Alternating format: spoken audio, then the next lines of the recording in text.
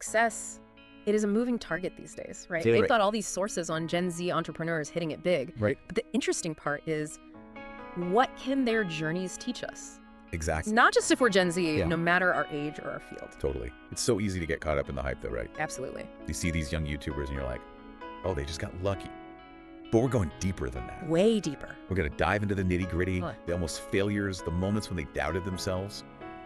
That's where the real lessons are hidden. That's where the juice is. Yeah. It's like an archaeological dig. You sift through the layers to find those timeless principles of success. I love that. And that's what makes these Gen Z stories so valuable. They show us that success. It's not some magical formula. Right. It's about navigating this very human and often messy journey. Okay, let's get specific then. Okay. I'm thinking Mr. Beast. Yeah. The YouTube guy who's basically giving away fortunes at this point. Right. He started young. He's built this massive empire. Yeah, But I bet you anything, there were times he wanted to just throw in the towel.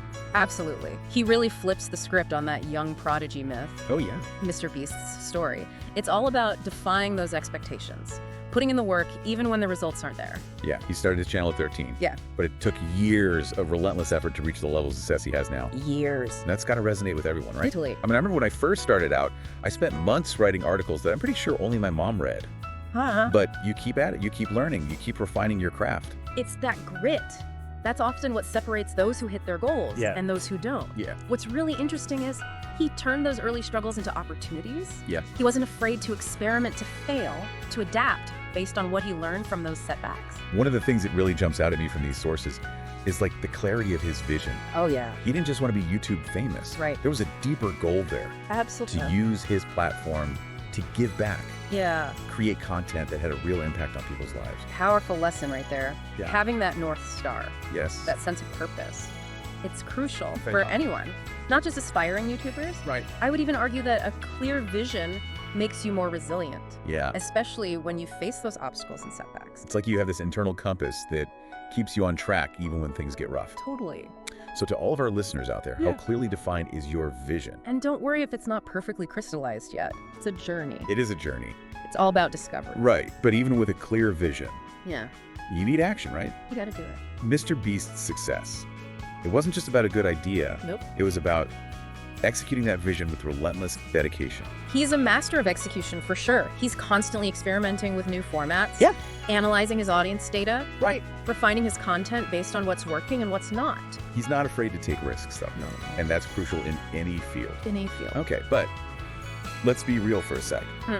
Wasn't he also just super lucky? Ah! I mean, going viral at the right time, catching that wave? Luck definitely plays a role. Yeah. But I think it's important to recognize that he created his own luck in a way. Okay. He understood the YouTube algorithm. He was consistently putting out high quality content. Right. And he was constantly adapting his strategy based on what he was learning. So you're saying you can't control everything, but you can increase your chances? Right.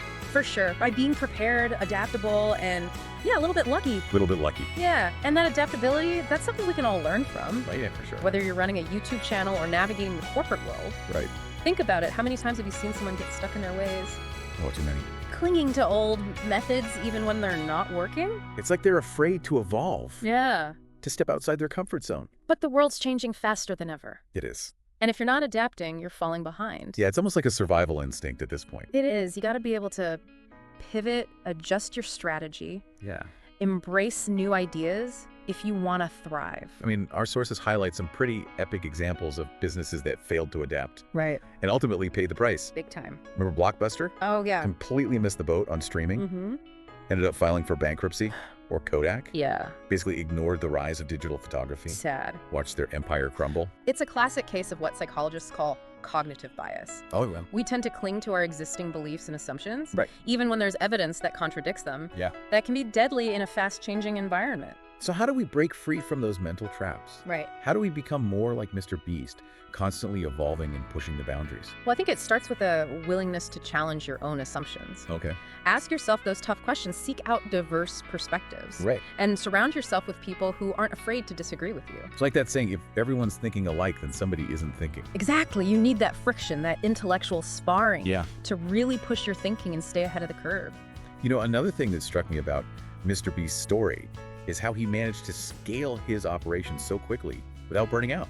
Yeah. How does he do it? The guy's constantly putting out content, managing a huge team, and coming up with these crazy ideas. It's a question a lot of people are asking. Yeah. And frankly, it's a delicate balancing act. Yeah. We all know burnout's a real problem, Oh, it is. especially in today's fast-paced world.